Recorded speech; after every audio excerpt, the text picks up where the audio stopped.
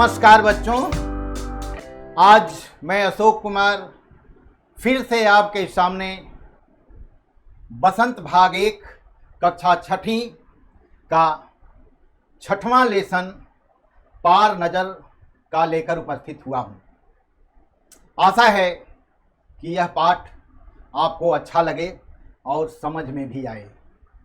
बच्चों, पार नज़र का जो कहानी है यह एक काल्पनिक कहानी है। यह एक इमेजिनरी स्टोरी है जिसे मराठी भाषा में लिखा गया है। इसे मराठी भाषा के लेखक श्री जयंत विष्णु नार्लिकर जी ने लिखा है। इसी को हिंदी में आपको रेखा देशपांडे जी ने अनुवाद किया है। तो यह मराठी भाषा का हिंदी अनुवाद कहानी है और कहानी का नाम है पार नज़र के। पार नज़र का तात्पर्य है कि नज़र से बहुत दूर, ऐसी जगह जहां पर हमारी निगाहें न जा सके। आपको शीर्षक से ही पता चल जाता है कि पार नज़र के मतलब नज़र के उस पार, जहां पर नजर नहीं जा सके। तो कहानी के शीर्षक से ये आप देख सकते हैं कि कहानी बहुत ही रोचक है, स्पेस के बारे में है और बहुत सारी आपके लिए आनंदवर्धक चीज़ें भी है कहानी में। आप देखिए, कहानी को आगे बढ़ाते हैं। वह एक सुरंगनुमा रास्ता था। आम आदमी के लिए इस रास्ते से होते हुए जाने की मनाही थी, लेकिन छोटू ने एक दिन अपने पापा का सिक्योरिटी पास लिया और जा पहुंचा सुरंग में। फिर क्या हुआ?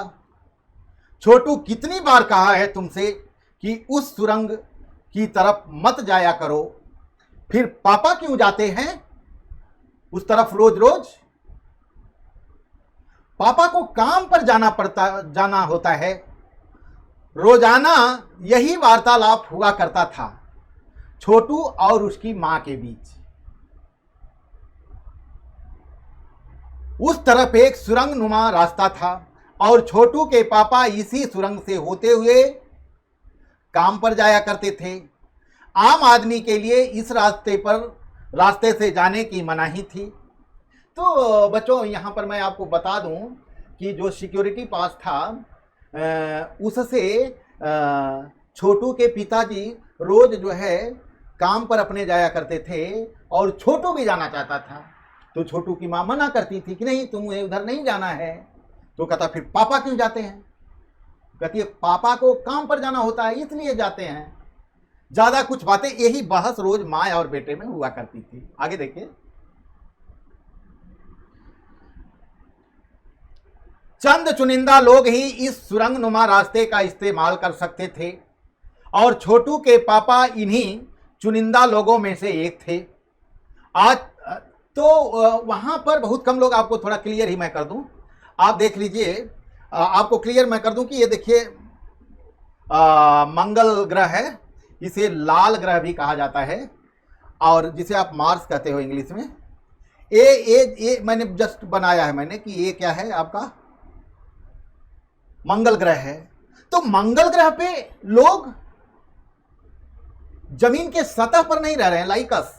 दे are not living like us, they are residing, their residence is underground, जमीन के अंदर है। तो जैसे मैंने ये देखिए, ये पूरा मार्स है, मार्स का गोला है, उसके पीछे हमने जो है ये देखिए एक कॉलोनी बनाने का प्रयास किया है और कॉलोनी से लोग बाहर जाते हैं। तो जैसे यहाँ पर उन्हें ये देना पड़ता है, एक मिनट, यहाँ पर सिक्योरिटी गेट होता है, इधर भी है इधर भी है। तो मान लीजिए एक को बंद रखते हैं, एक सिक्योरिटी गेट है। तो यहाँ पर जाने वाले लोग यहाँ से होकर के जाते हैं और ये जो है जमीन का ऊपरी हिस्सा है। तो ऊपर जाकर के, जमीन के ऊपर जाकर के वो लोग काम करते हैं। वो लोग ऊपर जो काम करते हैं उसी काम के सहारे अंदर लोग रहते हैं कि अंदर का तापमान कैसे सही रखा जाए, अंदर लाइट कैसे होना चाहिए, अंदर की जो सुविधाएं हैं उन सारी सुविधाओं की व्यवस्था जमीन के ऊपर की जाती है, इसलिए वो लोग जमीन के नीचे रहते हैं। लेकिन ऊपर कार्य करने वाले लोग चुनिंदा लोग होते हैं। कुछ लोग होते हैं, आम लोग नहीं होते, आम लोग ऊपर नहीं जा सकते हैं। चुनिंदा मतलब विशेष लोग। इधर देखिए इस्तेमाल मतलब उपयोग। इधर नजर बचाकर चुपचाप कोई कार्य करना, और इधर में हथियार लिया मतलब हासिल करना। ये सब थोड़ा देख लीजिए। प्रवेश मतलब दाखिल होना, शब्दार्थ के लिए बता रहा था मैं। चुनिंदा लोग ही सुरंगनुमा रास्ते का इस्तेमाल कर सकते थे। छोटू के पापा इन्हीं चुनिंदा लोगों में से थे। आज छुट्टी थी और छोटू के पापा घर पर ही आराम फरमा रहे थे। आराम फरमाना मीन्स रेस्ट लेना, आराम करना। नजर बचाकर चोरी छिपे छोटू ने पापा का सिक्योरिटी पास हथिया लिया। जब पापा आराम कर रहे थे घर में, तो छोटू चुपचाप पापा का सिक्योरिटी पास ले लिया, और सिक्योरिटी पास लेने के बाद वो सुरंग नुमा रास्ता की तरफ चल दिया। दिखा दो आपको। मान लीजिए यहाँ किसी रेजिडेंस में वो रहते रहे हों, वहां से वो निकला, सिक्योरिटी पास लेके ऐसे गया, यहाँ आ गया, यहाँ पे गेट बना हुआ है आउट गोइंग, वहां पे चला गया। वहां जाने के बाद में आगे देखिए क्या होता है। वैसे तो उनकी पूरी कॉलोनी ही जमीन के नीचे बसी थी। यह जो सुरंगनुमा रास्ता था, अंदर दिए जल रहे थे और प्रवेश करने से पहले एक बंद दरवाजे का सामना करना पड़ता था। दरवाजे में एक खांचा बना हुआ था। खांचा means hole, you can say. Hole होता है ना, जैसे आप एटीएम कार्ड में एटीएम कार्ड डालते हो, उस टाइप का खांचा, उसे खांचा बोलते हैं, बना हुआ था। छोटू ने खांचे में कार्ड डाला, तुरंत दरवाजा खुल गया। छोटू ने सुरंग में प्रवेश किया। अंदर वाले खांचे में सिक्योरिटी पास आ पहुंचा था, उसे उठा लिया। कार्ड उठाते ही दरवाजा बंद हुआ।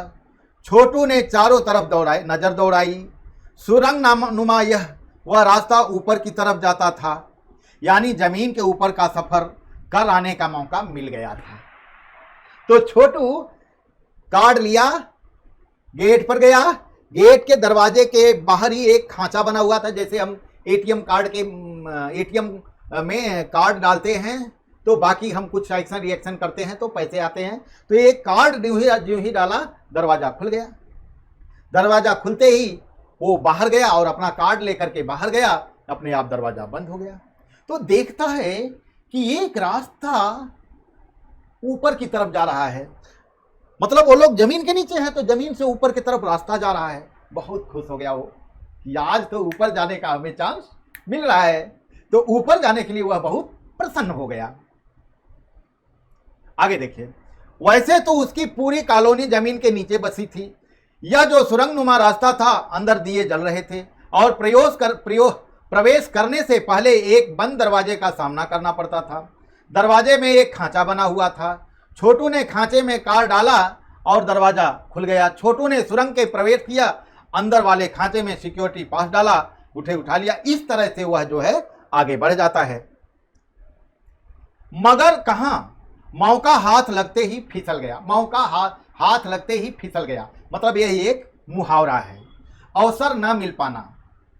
कोई आप कार्य करना चाहते हैं तो आपको लगा कि मौका मिल गया, फिर अचानक पता चला कि नहीं मिला है एक्चुअली में। मगर कहां, मौका हाथ लगते ही फिसल गया। सुरंग में जगह जगह लगाए निरीक्षक यंत्रों की जानकारी छोटू को नहीं थी, मगर छोटू के प्रवेश करने से पहले ही निरीक्षक यंत्र में संदेहास्पद स्थिति दर्शाने वाली हरकत हुई। इतने छोटे कद का व्यक्ति सुरंग में कैसे आया? दूसरे निरीक्षक यंत्र ने तुरंत छोटू की तस्वीरें खींच ली। किसी एक यंत्र नियंत्रण केंद्र में इस तस्वीर को जांच की गई और खतरे की सूचना दी गई। तो हुआ क्या वहां पे, जब ही वो अंदर गया तो उसे नहीं मालूम है कि हमारे बारे में कोई जान रहा है। Anybody is knowing about me that I am here, that he is not understanding. Chhotu को समझ में नहीं आ रहा है कि हमें वॉच किया जा रहा है, somebody is watching me, वो नहीं समझ पा रहा है। लेकिन वहां पे सारे तरफ, चारों तरफ ऑटोमेटिक मशीन लगी हुई है, कैमरे लगे हुए हैं। फट से वो जो है इसका एक साइज, मतलब एक कि ये छोटा कद का व्यक्ति तो इधर नहीं है, तो आइडेंटिफाई कर लेता है उसको, और आइडेंटिफाई करने के बाद में वो ऑटोमेटिक जो है मैसेज दूसरे जगह भेज देता है सिक्योरिटी वाले के पास, और सिक्योरिटी वाले पास सिक्योरिटी वाले फटाफट वहां आ जाते हैं। और वो जो भी whatever he is doing there, all the activities are recorded, सब कुछ रिकॉर्ड हो रही है। और फट से उसने यंत्र मतलब मशीन ने यह सूचना दे दी कि कोई न कोई डाउटफुल पर्सन, अननोन पर्सन जो है यहां प्रवेश कर चुका है। आगे अगला पैरा देखिए, ये वाला। इतनी सारी गतिविधियों से अनजान छोटू आगे बढ़ रहा था, तभी जाने कहां से सिपाही दौड़े चले आए, छोटू को पकड़कर वापस घर छोड़ आए। घर पर मां छोटू का इंतजार कर रही थी। बस अब छोटू की खैरियत न थी। छोटू के पापा ना होते तो छोटू का बचना मुश्किल था। छोटू की मां वहां इंतजार कर रही है कि बेटा कहां गया। और फटाफट सिक्योरिटी वालों ने बेटे को यहां पकड़ा और वापस कॉलोनी में ले जाकर के छोड़ो भी, मैं इसे समझा दूंगा, फिर वह ऐसी गलती कभी नहीं करेगा। पापा ने छोटू को बचा लिया, बोले, छोटू मैं जहां काम करता हूं न, वह क्षेत्र जमीन के ऊपर है, आम आदमी वहां नहीं जा सकता, क्योंकि वहां के माहौल में जी ही नहीं सकता। तब उसके पापा बताते हैं, बेटा मैं जहां काम करता हूं वह जमीन के ऊपर है, वहां पे जनरल पर्सन, आम आदमी, ऑर्डिनरी पर्सन कैन नॉट गो, आम लोग वहां पर नहीं जा सकते हैं, क्योंकि वहां उनकी सुरक्षा के लिए खतरा है, उनकी लाइफ जो है, उनका जीवन जोखिम में पड़ सकता है, क्योंकि वहां का वातावरण आम लोगों के लिए नहीं बना है। तो फिर आप कैसे जाते हैं वहां? छोटू ने सवाल किया कि फिर आप कैसे जाते हैं पापा जी? मैं वहां एक खास किस्म का स्पेस सूट पहनकर जाता हूं। इस स्पेस सूट में ऑक्सीजन मिलता है जिससे मैं सांस ले सकता हूं। इसी स्पेस सूट की वजह से बाहर की ठंड से मैं अपने आप को बचा पाता हूं। खास किस्म के जूते की वजह से जमीन के ऊपर चलना मुश्किल नहीं होता है। जमीन के ऊपर चलने फिरने के लिए एक विशेष प्रकार का प्रशिक्षण दिया जाता है।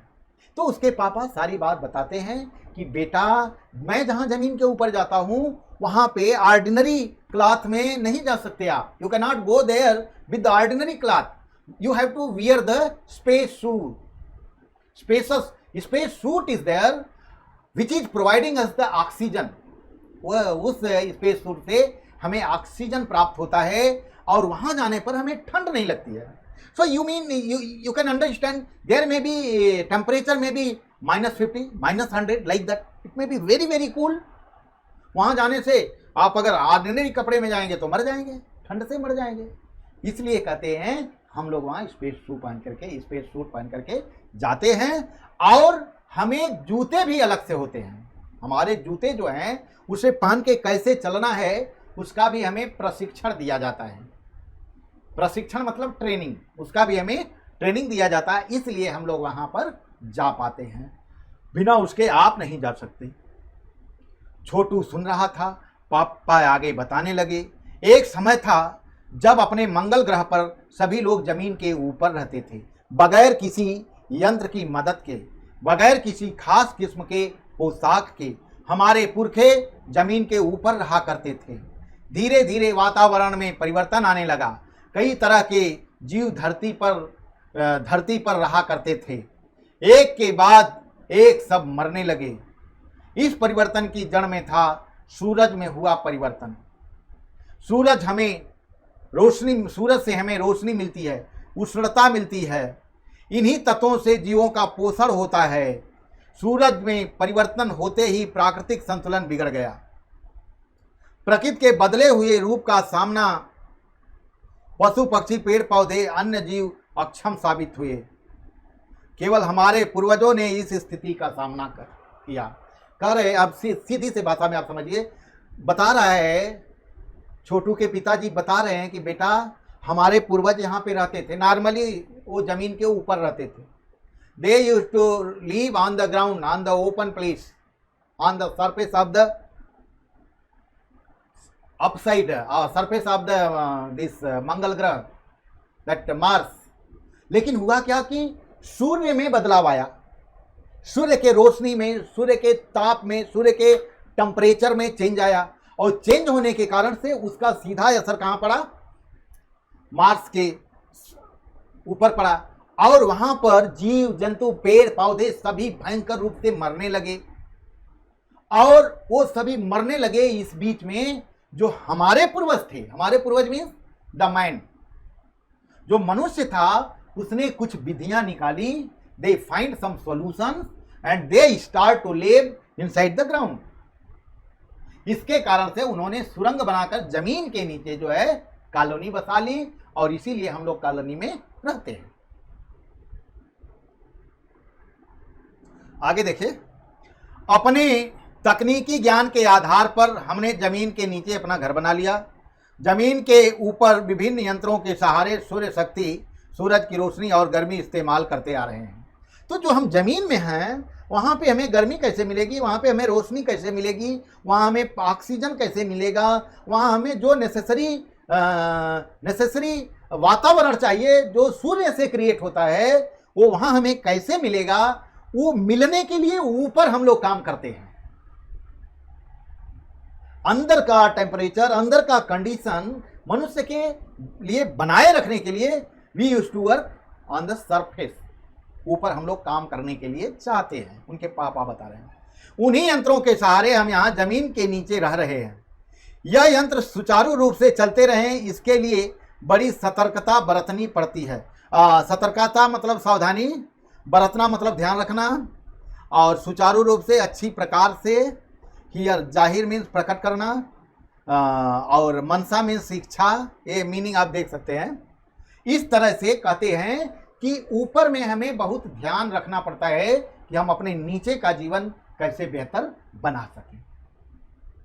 आगे देखें, फिर छोटू क्या कहता, बहुत ही इमोशनल हो जाता है। छोटू इमोशनल इसलिए हो जाता है कि उसे पता चलता है कि मेरे पापा बहुत अच्छा कार्य कर रहे हैं, वह जीवन रक्षा के कार्य कर रहे हैं। तो ये सुनकर के उसे बहुत अपने आप पर गर्व होता है, अपने पापा पर गर्व होता है, और वह कह पड़ता है, छोटा बच्चा है आप लोगों जैसा, इसलिए उसकी आंखों से, उसके जुबान से निकल पड़ता है कि बड़ा हो जाऊंगा तो मैं भी यही काम करूंगा। कहता है मैं भी बड़ा होकर के यही काम करूंगा पापा जो आप काम करते हैं। छोटू ने अपनी मनसा जाहिर की। मनसा जाहिर करना मतलब अपनी इच्छा प्रकट करना। बिल्कुल, मगर उसके लिए खूब पढ़ना होगा, माँ और पापा की बात सुननी होगी। माँ ने कहा for that if you want to work on the surface of the ground you must work hard. तुम्हें बहुत पढ़ना पड़ेगा और मम्मी पापा का बात माननी पड़ेगी। मम्मी पापा क्या कहते हैं उसे मानना पड़ेगा। दूसरे दिन छोटू के पापा काम पर चले गए। देखा तो कंट्रोल रूम का वातावरण बदला सा था। शिफ्ट खत्म कर घर जा रहे स्टाफ के प्रमुख ने टीवी स्क्रीन की तरफ इशारा किया। स्क्रीन पर एक बिंदु झलक रहा था। वह बताने लगा यह कोई आसमान का तारा नहीं है, क्योंकि कंप्यूटर से पता चल रहा है कि यह अपनी जगह अडिग नहीं है। पिछले कुछ घंटों के दौरान इसने अपनी जगह बदली है। कंप्यूटर के अनुसार यह हमारी धरती की तरफ बढ़ता आ रहा है। तो यहाँ पर ध्यान देने वाली बात है, अभी शिफ्ट मतलब बारी, लाइक 8 आवर के शिफ्ट में मान लीजिए काम होता है। तो छोटू के पापा का ड्यूटी पूरा हो चुकी थी, अब वो बाहर जाने वाले थे, अपने कॉलोनी में जाने वाले थे। उसी समय उनका एक स्टाफ ने बताया कि यहाँ टीवी के स्क्रीन पे कुछ पॉइंट्स दिख रहे हैं। कुछ पॉइंट्स बिल्कुल मान लीजिए कि ये पृथ्वी है तो ऐसे जो है आसमान में ऐसे ऐसे पॉइंट दिख रहे हैं। तो छोटू के पापा रुक गए कि ये क्या, और बताता है कि जो पॉइंट दिख रहे हैं वे कोई तारे नहीं हैं, वो तारा नहीं है, इट्स नॉट ए स्टार, ये स्टार नहीं है, बल्कि यह कोई वस्तु है जो चल रही है। तारे तो अडिग रहते हैं, अडिग मतलब स्थिर, ये देखो ये तारे स्थिर रहते हैं, they will not move like flight, like rocket, like anything. But ये जो पॉइंट है यह हमेशा जमीन की तरफ बढ़ता चला जा रहा है। तो बच्चों, जब हमारे जमीन के तरफ कोई ऐसी चीज बढ़ती चली आए तो डर होना स्वाभाविक है, जो यहाँ के लोग हैं। तो यहाँ के लोगों ने बहुत ध्यान पूर्वक उसे देखने लगे।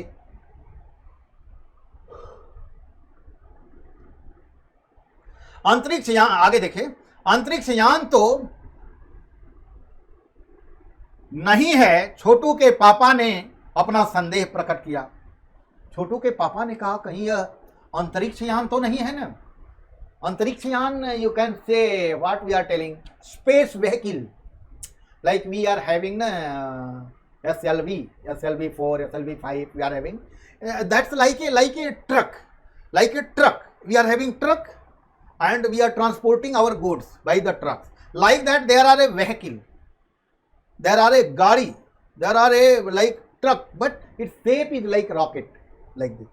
अच्छा, अब वो व्हीकल है और उसके अंदर हम जो है सैटेलाइट्स अपने फिट करते हैं, तो वो अपने पावर से लेके उड़ता है और कुछ आसमान में जाने पर वहां हम नीचे कंप्यूटर से सैटेलाइट को उस व्हीकल से अलग करते हैं, फिर दूसरी सैटेलाइट को अलग करते हैं, फिर तीसरी, how many satellites they are taking.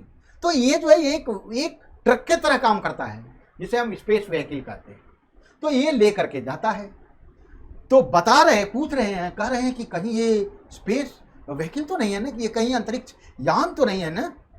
वे कह चुके, देखिए जो छोटू के पापा थे वो सीनियर ऑफिसर थे, वे बहुत ज़्यादा जानकारी रखते थे, वो डिपार्टमेंटल हेड होते थे, इसलिए जो है उनको बहुत सारी जानकारी थी। आगे देखिए, छोटू के पापा इस सोच में डूब गए कि ये कहीं अंतरिक्ष यान तो नहीं है। आगे देखिए, क्या सचमुच अंतरिक्ष यान है, होगा, कहां से आ रहा होगा, सौर मंडल में हमारी पृथ्वी के अलावा और कौन से ग्रह हैं, ग्रह पर जीवों का अस्तित्व होगा, कैसे हो सकता है, और अगर होगा भी तो क्या इतनी प्रगति कर चुका होगा कि अंतरिक्ष यान छोड़ सके। वैसे तो हमारे पूर्वज ने भी अंतरिक्ष यानों, उपग्रहों का प्रयोग किया था, मगर हमारे लिए यह असंभव है। उनके लिए आवश्यक मात्रा में ऊर्जा तो हो, काश इस नए मेहमान को नजदीक से देखा जा सके। हां, अगर इसी तरह आ रहा होता है तब तो संभव हो सकेगा। अब ये लोग आपस में बहुत सारी बातें करने लगे कि अगर वो स्पेस व्हीकल है, अगर वो अंतरिक्ष यान है तो यहाँ आ रहा है, आने से फिर क्या होगा, क्या हम उसे पास से देख सकते हैं, वो कैसा होगा। अंतरिक्ष यान तो हमारे पूर्वज भी बनाए थे, क्योंकि उस समय उनके सामने वैसी परिस्थिति थी, लेकिन हमारे सामने तो ऐसी परिस्थिति है नहीं, हमारे सामने तो वो ऊर्जा है नहीं जिससे हम अंतरिक्ष यान बना सके। ये सारी बातों में वे सभी लोग डूब गए, आपस में डिस्कस करने लगे। आगे देखिए, अब अंतरिक्ष यान से एक यांत्रिक हाथ बाहर निकला, हर पल उसकी लंबाई बढ़ती ही जा रही थी। अंतरिक्ष यान देखिए, दिस इज अंतरिक्ष यान। ये निकला, जैसे स्पेस व्हीकल है, स्पेस व्हीकल इसे छोड़ देगी, फिर ये चक्कर लगाने लगेगा। मान लीजिए एक कोई ग्रह है तो उसके चारों तरफ ऐसे जो है चक्कर लगाता है, कोई भी अंतरिक्ष यान जो होता है, अंतरिक्ष यान है, सैटेलाइट है, ऐसे चक्कर लगाती है, ऐसे जाती रहेगी, ऐसे जाती रहेगी। तो ये जो है अब आ रहा है। जब वो आ गया, नीचे आ गया, तो उससे अंतरिक्ष यान से दो दो यांत्रिक हाथ बाहर निकले। यांत्रिक, यंत्र से चलने वाले हाथ, ऐसे हाथ जो मशीन से चलते हैं, जो मशीन से चलते हैं। आजकल आप देख सकते हैं तमाम प्रकार के रोबोट वगैरह आ गए हैं, उस तरह से दो हाथ बाहर निकले। छोटू के पापा ने अवलोकन जारी रखा। अवलोकन का अर्थ है देखना, और देखना मतलब सिर्फ देखना नहीं, it's not just the work of I, it's वो देखने के साथ में वे जो है ऑब्जर्वेशन करने लगे और उनका थिंकिंग प्रोसेस बढ़ने लगा कि अगर ये होगा क्या, कैसे काम करेगा, कौन हो सकता है, क्यों यहाँ, तमाम प्रकार के सवाल उनके अंदर उत्पन्न होने लगे। कॉलोनी की प्रबंध समिति की सभा बुलाई गई थी। अध्यक्ष भाषण दे रहे थे। हाल में ही मिली जानकारी से पता चलता है कि 2 अंतरिक्ष यान हमारे मंगल ग्रह की तरफ बढ़ते चले आ रहे हैं। इसमें से एक अंतरिक्ष यान अपने गिर्द चक्कर काट रहा है। कंप्यूटर के अनुसार ये अंतरिक्ष यान नजदीक के ही किसी ग्रह से छोड़े गए हैं। ऐसी हालत में हमें क्या करना चाहिए, इसकी कोई सुनिश्चित योजना बनाई जानी चाहिए। नंबर 1, एक आपका क्या ख्याल है, आपका क्या ख्याल है? तो सबसे पहले मैं आपको बता दूं कि मान लीजिए जो कॉलोनी है उसकी व्यवस्था देने के लिए वहाँ पे समिति बनाई गई। समिति मतलब यू कैन से ऑर्गेनाइजेशन और कमेटी ऐसे बनाई गई है। तो एक कमेटी नंबर 1 है और दूसरी कमेटी ये है और तीसरी, तीन सदस्य हैं और तीनों सदस्य अलग अलग काम को देखा जाता है। जैसे हम मैनेजमेंट बनाते हैं, अपनी योजना बनाते हैं, मैनेजमेंट बनाते हैं कि भाई कौन क्या देखेगा, कौन क्या देखेगा।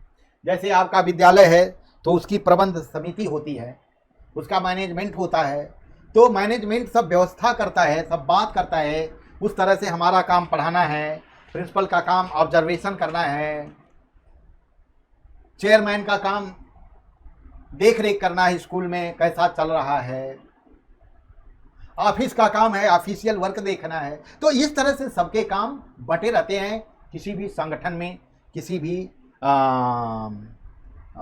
समिति में, किसी भी संगठन समिति में संगठन बने होते हैं। तो यहाँ पर देखिए एक नंबर 1 है। तो उनसे पूछा गया, जब वहाँ पे ये पता चला कि स्पेस से कोई यान उतर रहा है हमारी धरती पर, तो हमें क्या करना चाहिए। तो फटाफट मीटिंग बुलाई गई और सभी लोगों ने कहा कि भाई आपका क्या ख्याल है। नंबर 1 से, नंबर 1 की काम क्या था, कॉलोनी के लोगों की सुरक्षा व्यवस्था देखना। देखिए यहाँ पे जो कॉलोनी के लोग हैं, कॉलोनी के लोगों की सुरक्षा व्यवस्था देखना, मतलब ये नंबर 1 का काम है। वे कॉलोनी की सारी सुरक्षा की व्यवस्था देखेंगे, उस पर अपना डिसीजन लेंगे और डिसीजन को आगे कार्यवाही के लिए जारी करेंगे और लोग उसको मानेंगे। उन्होंने कुछ कागज समेटते हुए बोलना आरंभ किया। इन दोनों अंतरिक्ष यानों को जलाकर खाक कर देने की क्षमता हम रखते हैं, मगर इससे हमें कोई जानकारी हासिल नहीं हो सकेगी। अंतरिक्ष यान बेकार कर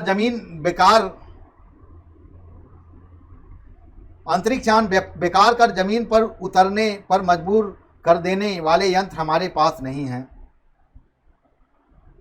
तो नंबर 1 सीधी सी बात कहते हैं कि हमारे पास जो है ऐसा यंत्र नहीं है कि जो वो यंत्र है जो उसको हम खराब करके अपने कब्जे में ले लें और उतार लें। वो यंत्र हमारे पास है नहीं और हम उसे मार करके गिराने की ताकत रखते हैं। वी कैन डिस्ट्रॉय इट, लेकिन अगर हम उन्हें डिस्ट्रॉय कर देंगे तो हमें कुछ नई जानकारी नहीं मिल पाएगी, इसलिए उसे हम डिस्ट्रॉय भी नहीं कर सकते। आगे कहते हैं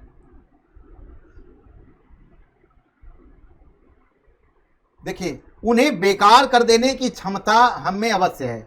मेरी जानकारी के अनुसार इस अंतरिक्ष यानों में सिर्फ यंत्र ही सवार है। कहते हैं कि इस अंतरिक्ष यान में सिर्फ यंत्र है, रोबोट है, इट्स रोबोटिक यंत्र, उसमें मनुष्य नहीं है। इसलिए यह हमें कुछ हमारे ऊपर कुछ खतरा नहीं कर सकते हैं। So we need not to destroy it, let it come, उसे आने दो, उसे हम भी देखेंगे कि ये क्या है। अब देखिए नंबर एक वो व्यवस्था देखने वाले थे। नंबर 1 की बात सही लगती है। नंबर 2 एक वैज्ञानिक थे। आप देखिए नंबर 2 एक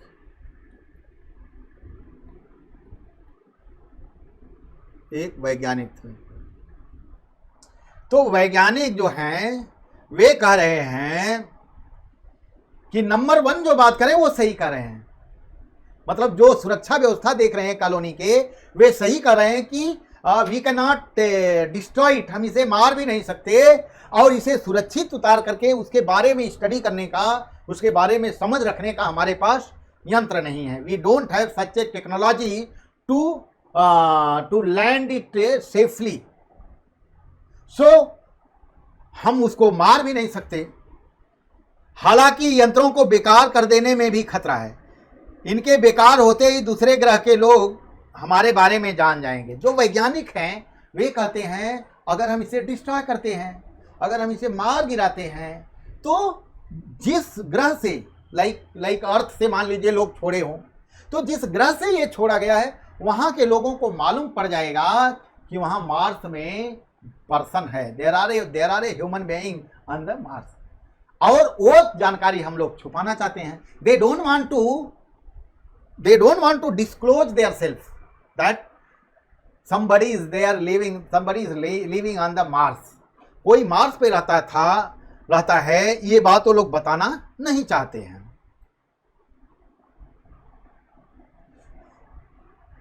आगे कहते हैं नंबर 2 वैज्ञानिक कहते हैं जहां तक हो सके हमें अपने अस्तित्व को छिपाए ही रखना चाहिए, क्योंकि हो सकता है कि जिन लोगों ने अंतरिक्ष यान भेजे हैं वे कल को इससे भी बड़े सक्षम अंतरिक्ष यान भेजें।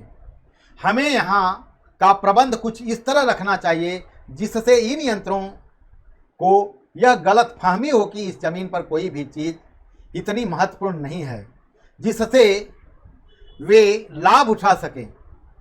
अध्यक्ष महोदय से मैं दरख्वास्त करता हूं कि इस तरह का प्रबंध हमारे यहाँ किया जाए। नंबर 3 सामाजिक व्यवस्था का काम देखते हैं। तो नंबर 3 बताते हैं कि हमें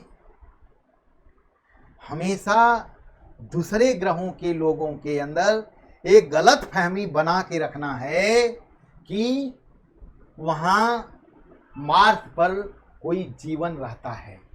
इसलिए हमें कुछ नहीं करना है, हमें चुपचाप बैठ करके ऑब्जर्व करना है कि आगे होता क्या है। यह अंतरिक्ष यान कैसा अजीब लग रहा है यहाँ आने क्या पापा, छोटू ने पूछा। अभी नहीं बताया जा सकता, दूर से निरीक्षण जारी है उस पर बराबर। देखिए तो यहां पे देख लीजिए एक बार ये वाला स्टेटमेंट। उनकी बात के जवाब में अध्यक्ष जी बोलते ही जा रहे थे। फोन की घंटी बजी, अध्यक्ष ने चोंगा उठाया। 1 मिनट बाद सभा को संबोधित करते हुए उन्होंने कहा, भाइयों अंतरिक्ष यान क्रमांक 1 हमारी जमीन पर उतर चुका है। वह दिन छोटू के लिए बड़ा ही महत्वपूर्ण था। पापा उसे कंट्रोल रूम ले गए थे जहां से अंतरिक्ष यान क्रमांक 1 साफ नजर आ रहा था। कैसा अजीब लग रहा था यहाँ, इसके अंदर क्या होगा? पापा छोटू ने पूछा। अभी नहीं बताया जा सकता, दूर से ही उसका निरीक्षण जारी है, उस पर बराबर नज़र रखी जा रही है। तो बात यहाँ पहुँचती है कि नंबर 3 भाषण देते हुए कहते हैं कि भाइयों जमीन पर एक अंतरिक्ष यान उतर चुका है